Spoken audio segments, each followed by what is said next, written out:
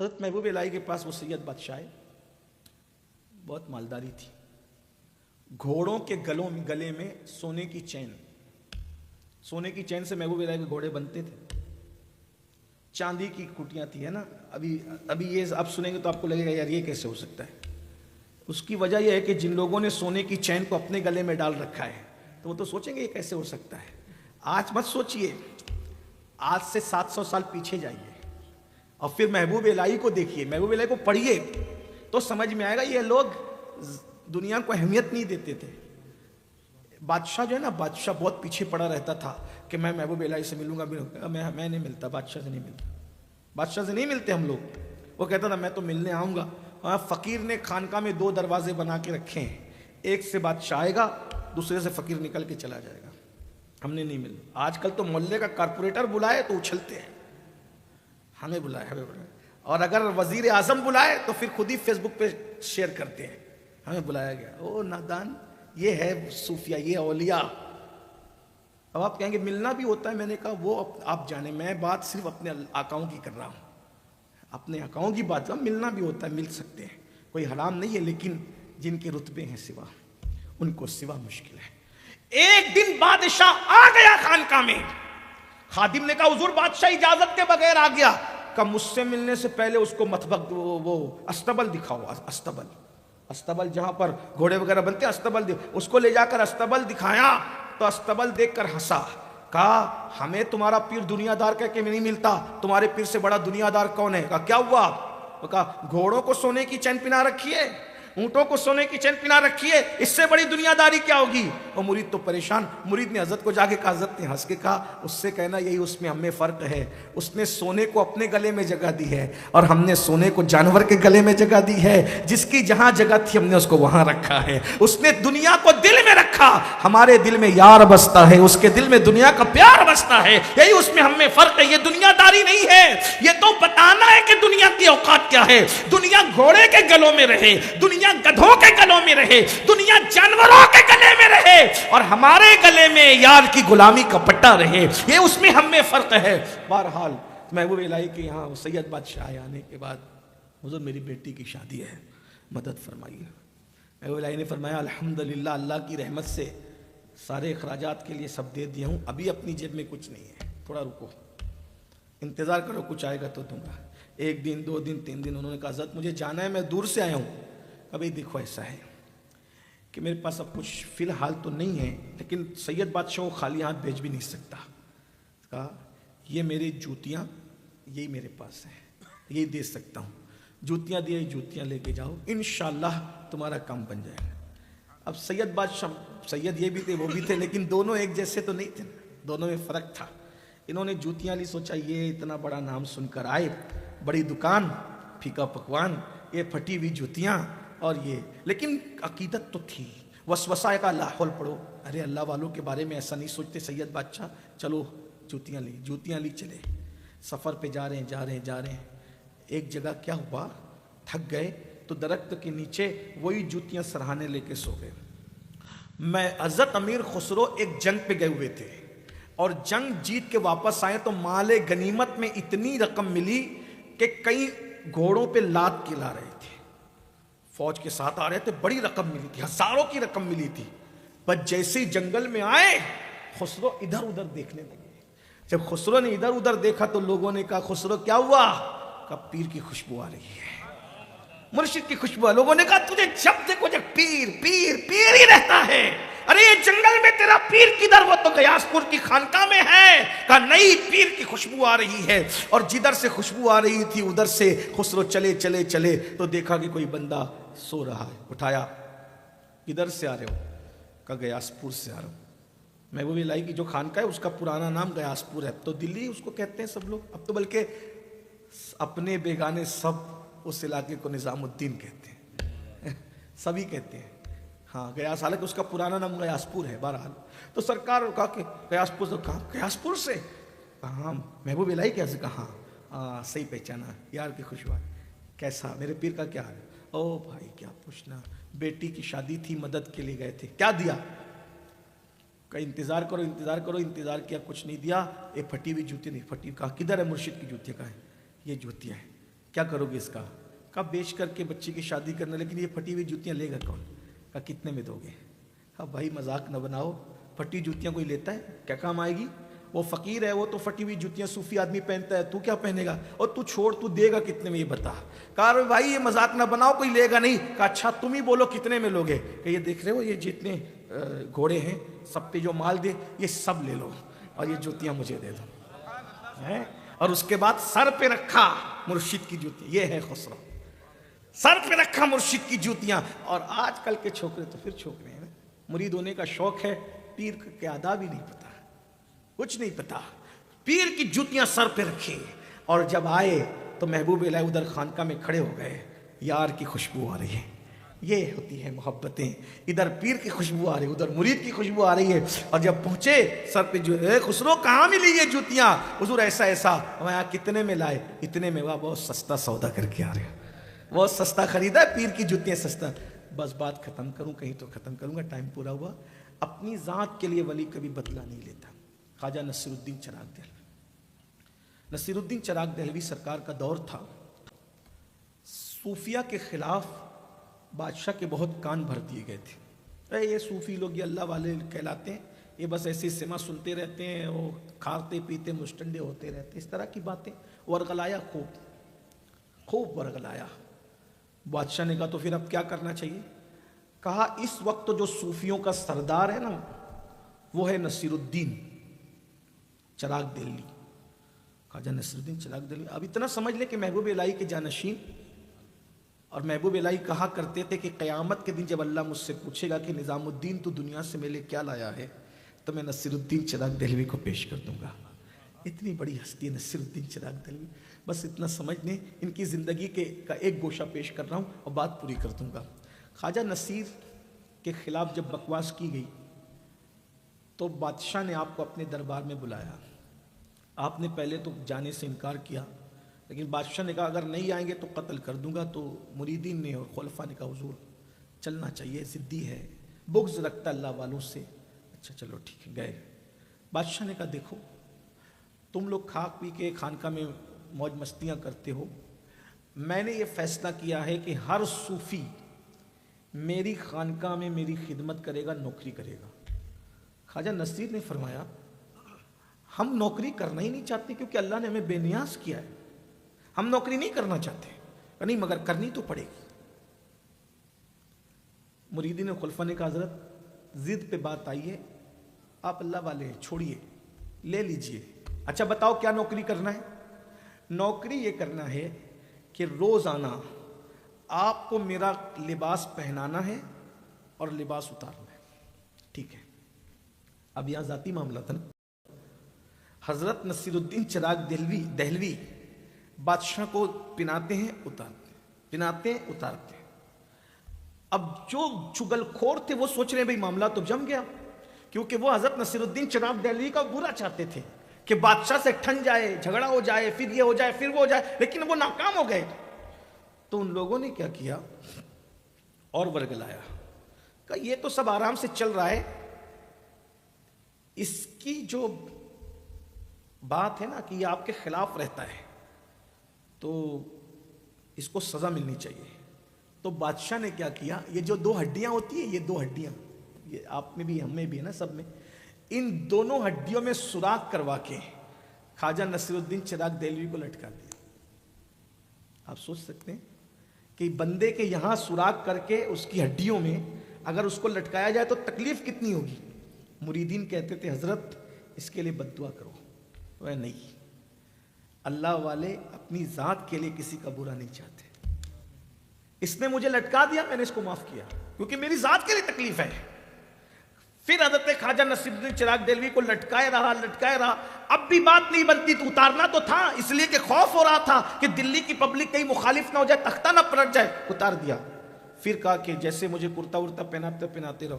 تو جو لوگ مخالف تھے انہوں نے کہا آپ وقت پہ آتے ہیں وہ پہنا دیتے ہیں، وقت پہ آتے ہیں اتار دیتے ہیں، کبھی تاخیر سے بھی آؤ۔ اور ایک دن ایسا ہوا کہ خواجہ نصیر الدین انتظار کر رہے تھے، بادشاہ اب آئے گا اب آئے گا۔ وہ جو مخالفین تھے وہ باتیں بنا رہے تھے، اتنی تاخیر ہوئی کہ خواجہ نصیر الدین چراغ دہلوی کی نماز عصر قضا ہونے کے قریب آ گئی۔ حدیث پاک کا مفہوم ہے مومن کی نماز سورج زرد ہونے سے پہلے ہوتی ہے اور منافق سورج کو زرد کر دیتا ہے عصر پڑھنے میں، یہ مفہوم ہے۔ یعنی جو زرد کا مطلب ہم یہ کہتے ہیں نا کہ جب 20 منٹ غروب میں بچ جائیں تو یہ مکروہ وقت آتے ہیں، اس وقت نماز پڑھو، نماز تو ہو جاتی ہے، یعنی فرض ادا ہو جاتا ہے، لیکن حضور نے اس کو پسند نہیں کیا۔ مسنون وقت وہاں تک ہے جب تک کہ سورج زرد، یعنی کہ 20 منٹ ابھی جو غروب میں باقی ہے نا، اس سے پہلے پہلے عصر پڑھ لو۔ حضرت نظام نصیر الدین چراغ دہلوی کی نماز قضا نہیں ہوئی، وہ وقت آ گیا، یعنی اب سورج غروب ہونے کے اندر چند منٹ بچے تھے، 20 منٹ سے کم بچے تھے، تو آپ کی آنکھوں میں آنسو آ گئے۔ آج نصیر الدین کی نماز اس وقت ہو رہی ہے جس وقت کو میرے امام اعظم نے مکروہ وقت کہا ہے، کیونکہ نصیر الدین چراغ دہلوی اس ہستی کا نام ہے۔ فرمایا کرتے تھے 70 سال تک کے غار میں بیٹھ کے عبادت کرنا اپنی جگہ ہے اور فجر کی 2 رکعت سنت پڑھنا اپنی جگہ ہے۔ یہ خواجہ نصیر الدین چراغ دہلوی کا معاملہ تھا۔ اتنا وہ فرض پر زور دیتے تھے، اتنا وہ عبادتوں پہ زور دیتے تھے، اللہ اکبر، اللہ اللہ۔ تو نصیر الدین چراغ دہلوی جب سورج زرد ہو گیا، یعنی 20 منٹ سے کم وقت بچا، رو پڑے اور جلدی جلدی نماز ادا کیا۔ نماز ادا کرنے کے بعد جب تک ذات کا معاملہ تھا، لٹکایا تھا، بد دعا نہیں کی۔ خانقاہ سے نکال کر دربار کی نوکری دی، بد دعا نہیں کی، لیکن جب عبادت پر بنائی تو آج نصیر الدین چراغ دہلوی نے اس کو کرتا پہنایا، اور کرتے کا بند، اس وقت تو بٹن تو نہیں ہوتے تھے نا، تو وہ بند باندھے جاتے تھے۔ جیسے آپ وہ بڑا جبہ دیکھتے ہیں، اس میں بھی رسی ہوتی ہے نا، وہ جو عرب والے پہنتے ہیں، تو وہ بند باندھے جاتے۔ نصیر الدین چراغ دہلوی نے بادشاہ کو، اب نماز مکروہ وقت میں ہوئی نا، آج غصہ تھا، اپنی ذات کے لیے نہیں، اللہ کے لیے، باندھتے ہوئے کہا باندھے نصیر کھولے غسال، بس اتنی سی ہیں۔ گفتہ اللہ بود گرچہ از حلقوم عبداللہ بود، اس کی بولی گویا خدا کا فرمان ہوتا ہے، وہ بندے کی زبان سے نکلتا ہے لیکن وہ فرمان خداوندی ہوتا ہے۔ باندھتے ہوئے اتنا کہا باندھے نصیر کھولے غسال، بس اتنا کہنا تھا۔ دوسرے دن حضرت نصیر الدین کو باندھنے کی نوبت نہ آئی، آپ نے وہ باندھا اور اسی رات بادشاہ مر گیا اور اس کو کھولا۔ غسل دینے والے غسال نے، یہ اللہ والے ہوتے، اپنی ذات کے لیے بدلہ نہیں لیا، لیکن جب نماز پہ بات آئی بد دعا کر دی۔ تو یہ ولی لوگ ہوتے ہیں، صفت ستاری اور صفت غفاری کا مظہر ہوتے ہیں۔ ابھی 10 اور بھی باقی ہیں، پھر کبھی انشاءاللہ اللہ تعالیٰ سے دعا ہے اللہ ہمیں توفیق عطا فرمائے۔ میں نے کہا تھا آخری میں 2 جملوں میں ولایت کا فلسفہ بیان ہو جائے گا۔ نمبر 1 ایک جملہ اور اس کے بعد دوسرا۔ ولی بننے کا آسان طریقہ یہ ہے، خدا کی رضا کے لیے، خدا کی، خالق کی رضا کے لیے مخلوق کی خدمت کرو، اسی سے ولایت مل جاتی ہے۔ آسان، یہ اپنی طرف سے نہیں کہہ رہا ہوں، حضرت امام جعفر صادق بادشاہ فرماتے ہیں کہ زمین پہ جتنے ذرات ہیں اس سے زیادہ اللہ تک پہنچنے کے راستے ہیں، سب سے قریبی راستہ اللہ تک پہنچنے کا کوئی ہے تو مخلوق خدا کی خدمت ہے۔ ہم خدمت کر رہے ہیں لیکن اللہ کے لیے نہیں کر پا رہے ہیں، بس اتنی سی بات ہے۔ اللہ کی خاطر، خالق کے لیے مخلوق کی خدمت ولی بنا دیتی ہے۔ خالق کے لیے آپ کہیں گے ہم تو زکوٰۃ دے رہے ہیں، چندہ دے رہے ہیں، کھانا کھلا رہے ہیں، یہ کر رہے ہیں، وہ کر رہے ہیں، میرے بھائی اپنے آپ میں ٹٹول کر دیکھو، کر کس کے لیے؟ اتنا سی بھی ریلیف بانٹتے ہو نا تو واٹس ایپ پر ضرور ڈالتے، بلکہ اب تو لوگ عبادت بھی کرتے ہیں، نماز بھی پڑھتے ہیں تو ان کا دل یہ چاہتا ہے کہ میرا فوٹو نماز پڑھتے ہوئے بھی آ جائے، بارگاہ رسالت میں سنہری جالیوں کے سامنے کھڑے کھڑے بھی میرا فوٹو آ جائے کہ میں وہاں بھی عبادت کر رہا ہوں۔ یہ حالات ہو گئے۔ ہم نے اللہ کے لیے کیا کیا؟ ہم نے اللہ کے لیے کیا کیا؟ کون سا کام اللہ کے لیے کیا؟ کچھ نہیں۔ حضرت موسیٰ کلیم علیہ السلام سے اللہ نے فرمایا موسیٰ تو نے میرے لیے کیا کیا؟ جن لوگوں نے ساری زندگی اللہ کے لیے گزار دی، ان سے اللہ پوچھا تو نے میرے لیے کیا کیا؟ حضرت موسیٰ کلیم کہتے ہیں نماز تیرے لیے، روزے تیرے لیے، یہ تیرے لیے، وہ تیرے لیے، وہ تیرے لیے۔ اللہ نے فرمایا موسیٰ یہ سب تو تم اپنے لیے کرتے ہو، میرے لیے کیا کیا؟ اس کی مولا تو خود ہی بتا دے میں تیرے لیے کیا کروں؟ تو اللہ نے فرمایا میرے لیے کسی سے محبت کرو، میرے لیے کسی سے محبت کرو، یہ کام خالص میرے لیے ہے۔ میرے بھائیو آؤ محبت کریں۔ آج ہم نفرتوں کے سودائی بنے ہیں، نفرتوں کے سوداگر بنے ہیں۔ ہر سال حج کو جا رہے ہیں، عمرہ کو جا رہے ہیں، زکوٰۃ دے رہے ہیں، نماز پڑھ رہے ہیں، پہلی صف میں ہیں، تہجد کی کوشش کر رہے ہیں، قرآن پڑھ رہے ہیں، دلائل الخیرات پڑھ رہے ہیں، لیکن ذرا اپنے آپ میں ڈوب کر دیکھو، سگے بھائی کے لیے بھی دل صاف ہے کہ ہمارا؟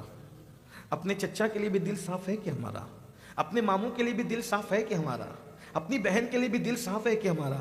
لڑتے ہیں لڑتے ہیں لڑتے ہیں، پتہ نہیں کیا ہو گیا، صرف لڑ ہی رہے ہیں۔ یاد رکھنا حضرت شرف الدین یحییٰ منیری مخدوم بہار کہتے ہیں اگر کسی مومن کے لیے تیرے دل میں ذرہ برابر بھی کینہ ہے تو تیرے سجدے تیرے سر کے اوپر نہیں جاتے، تیری عبادت تیرے سر کے اوپر نہیں جاتی۔ خالص گدھوں کی طرح محنت ہو رہی ہے بھائی، گدھا حمالی ہو رہی ہے، کچھ ملنا نہیں ہے، بلکہ یہ صرف شرف الدین یحییٰ منیری مخدوم بہار کا قول نہیں، اللہ کے رسول کا بھی فرمان ہے۔ اگر تیرے دل میں کسی کے لیے کینہ موجود ہے تو نہ تیری عبادت سر کے اوپر جاتی ہے، نہ تیری دعائیں سر کے اوپر جاتی ہے۔ اپنے آپ میں ڈوب کے سوچو، ہمارے دل میں کینے نہیں، بغض نہیں۔ میں تو لوگوں کو کہتا ہوں جب سور اپنی بغل میں دبا کر مسجد میں نہیں لے جا سکتے، سور اپنی گود میں بٹھا کے مسجد میں لے جا سکتے، کتے کو اپنی گود میں بٹھا کے مسجد میں لے جا سکتے ہیں، جب سور اور کتا اپنی گود میں بٹھا کے مسجد میں نہیں لے جا سکتے تو یہ بغض اور کینے کا سور اور کتا اپنے دل میں سجا کر کیسے مسجد میں لے جاتے ہیں؟ جتنا کتا ناپاک ہے نا اس سے زیادہ بغض ناپاک ہے، جتنا سور ناپاک ہے اس سے زیادہ حسد ناپاک ہے، لیکن اس میں بن پڑے ہو، ڈوب گئے ہو۔ عورتیں اور مائیں اور بہنیں ہی بیٹھی ہوئی ہیں، جٹھانی کا اچھا دیورانی نہیں دیکھ سکتی، دیورانی کا اچھا جٹھانی نہیں دیکھ سکتی، بھابھیوں کا اچھا نندے نہیں دیکھ سکتی، نندوں کا اچھا بھابیاں نہیں دیکھ سکتی۔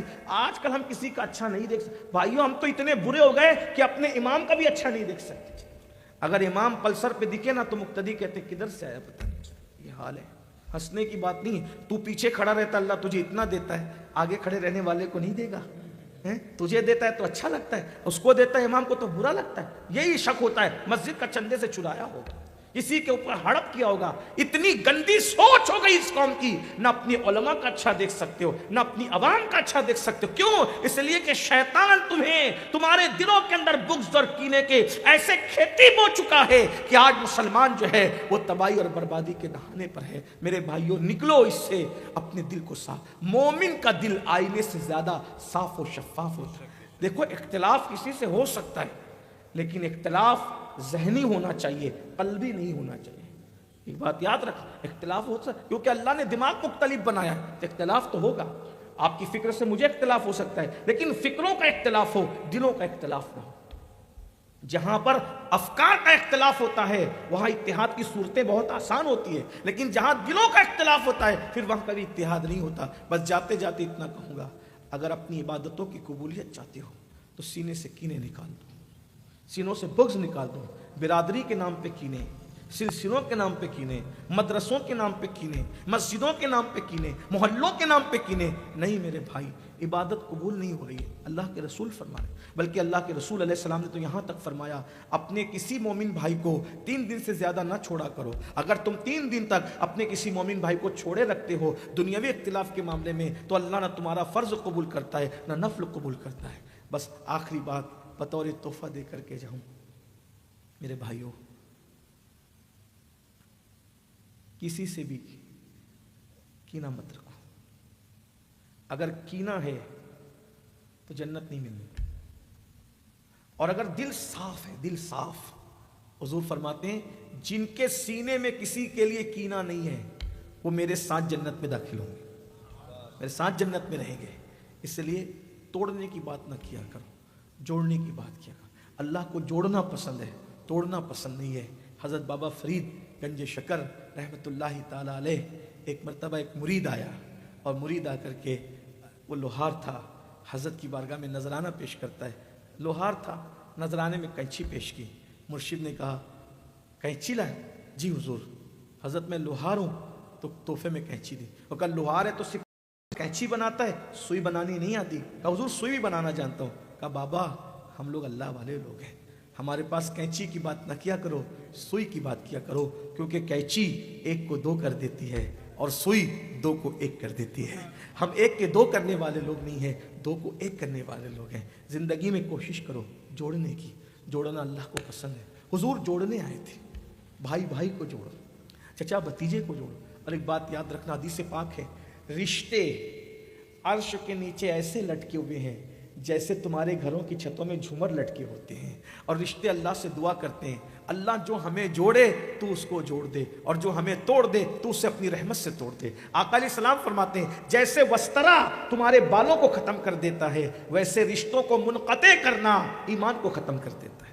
جیسے بال موڑنے کے لیے وسترا ہے، ویسے ایمان موڑنے کے لیے رشتہ داریوں کی نفرتیں، رشتہ داریوں کو توڑنا ہے۔ ایک آخری بات کرتے کرتے چلا تھا، ایک روایت یاد آئی خوبصورت۔ سید صاحب آئے، بابا دعا کرو۔ سید نے دعا کی، کام نہیں بنا آپ کا، تو آپ کیا سوچتے ہیں اے یار سید صاحب نے بھی دعا کی کچھ کام نہیں ہوتا۔ تو سید کا قصور نہیں، عالم کا قصور نہیں، اللہ والوں کا قصور نہیں۔ بات کیا ہے، اگر تو نے کسی سے رشتہ توڑ لیا اپنے خاندان میں دنیاوی اعتبار سے، اللہ تیرے حق میں کسی کی دعا قبول نہیں کرے۔ جب سیدنا ابو ہریرہ رضی اللہ تعالیٰ ملک شام گئے تو چونکہ صحابہ ختم ہو رہے تھے، تابعین کا دور شروع ہو رہا تھا، تو جب حضرت ابو ہریرہ ملک شام گئے تو شامی جمع ہوئے، اور جمع ہو کر کے حضرت ابو ہریرہ سے کہا آپ صحابی رسول ہیں، دعا کر دیں۔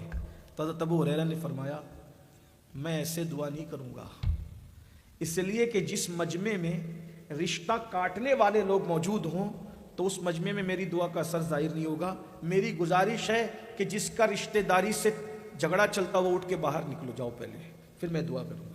دیکھ رہے ہیں کون؟ صحابی رسول، اور وہ بھی کون؟ حضرت ابو ہریرہ رضی اللہ تعالیٰ۔ فرمایا رشتہ کاٹنے والوں کے درمیان میری دعا اثر نہیں کرے گی۔ اگر میری دعا کی تاثیر دیکھنا ہے تو وہ جس نے رشتہ کاٹا اٹھ کے جائے۔ یہ بھی حضرت ابو ہریرہ کی کرامت تھی، اس پورے مجمع میں کوئی رشتہ کاٹنے والا نہیں تھا سوائے ایک نوجوان کے۔ وہ نوجوان اٹھا، اس کا اس کی پھپھی سے رشتہ کٹا ہوا تھا، جلدی سے گیا کہ پھپھی اماں مجھے معاف کر دو، آج کے بعد اپنا اختلاف ختم۔ اب پھپھی تھی، پھپھیاں تو پھر پھپھیاں ہی ہوتی ہیں نا۔ پھپھی نے کہا اچھا بہت دنوں کے بعد تجھے ہوش آیا، آج تو آیا؟ وہ کہا میں معاف کر دے مجھے جلدی جانا ہے۔ تو کہا کیا ہوا کیا ہے؟ وہ کہا کہ حضرت ابو ہریرہ نے اپنی محفل سے مجھے نکال دیا ہے کہ جو رشتے کو منقطع کرتا ہے اس کی موجودگی میں میری دعا کا اثر ظاہر نہیں ہوگا۔ پھپھی نے کہا جا میں نے تجھے معاف کر دیا، پھر وہ محفل میں آ کر کے بیٹھے۔ آج ہم لوگ اجتماع میں جاتے ہیں، آج تو حضرت گڑ گڑا کے دعا کریں کام بن ہی جائے گا۔ میرے بھائی کام بنے گا، لیکن یہ جو رشتے کاٹ کے آتے ہو کیسے کام بنے گا؟ بس اتنا سمجھ لیں، لیکن رشتہ اسی سے رکھنا جس کا رشتہ مدینے کے تاجدار سے ہو، اور جس کا رشتہ مدینے کے تاجدار سے نہ ہو پھر اس کے لیے اپنا اعلان ہے نبی سے جو ہو بیگانہ اسے دل سے جدا کر دے، پدر مادر برادر جان و مال ان پر فدا کر دے۔ نبی سے جو ہو بیگانہ اسے دل سے جدا کر دے، پدر مادر برادر جان و مال ان پر فدا کر دے، اور جہاں بانی عطا کر دیں، بھری جنت ہبا کر دیں۔ نبی مختار کل ہیں، جس کو جو چاہیں عطا کر دے۔ سبحانک لا علم لنا الا ما علمتنا انک انت العلیم الحکیم۔ گفتگو کے درمیان اگر کوئی غلطی ہو تو اللہ تعالیٰ معاف کرے۔ استغفر اللہ ربی من کل ذنب واتوب الیہ وما علینا الا البلاغ۔ السلام علیکم ورحمۃ اللہ وبرکاتہ۔